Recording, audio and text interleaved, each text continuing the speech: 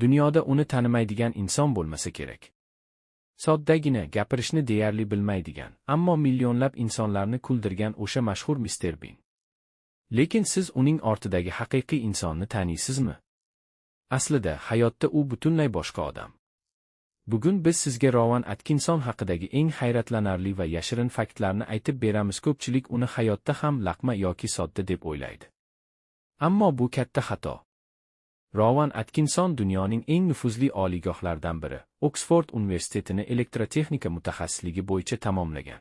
Ha, adashmadingiz, u fan nomzodi ilmiy darajasiga ega bo'lgan haqiqiy muhandis hisoblanadi.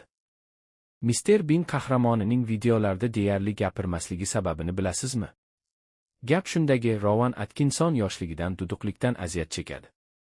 U ayniqsa B harfi bilan boshlanadigan so'zlarni aytishga juda qiynaladi. Shuning uchun ham u o'z qahramonini so'zlarsiz, faqat yuz harakatlari bilan insonlarni kuldiradigan qilib yaratgan. Kinodagi Mister Bin mitti va sekin yuradigan yashil mashinani haydashini yaxshi bilasiz. Ammo real hayotda Rowan Atkinson tezlikni va sport avtomobillarini telbalarcha yaxshi ko'radi.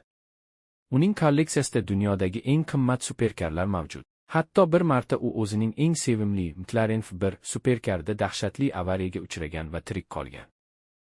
Samolyotda uchayotganda kutilmaganda uchuvchi hushidan ketadi. Samolyot qulashni boshlaydi. Shunda aktyor hech qachon samolyot boshqarmagan bo'lishiga qaramay boshqaruvni qo'liga oladi.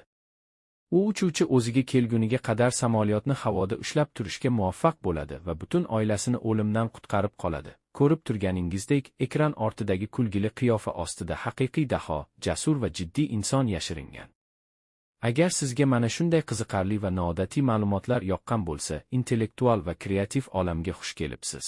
Dunyodagi eng qiziqarli voqealar va shaxslar tarixini o'tkazib yubormaslik uchun hoziroq Factoring loyihasiga obuna bo'lishni unutmang. Keyingi videolarda ko'rishguncha, xayr.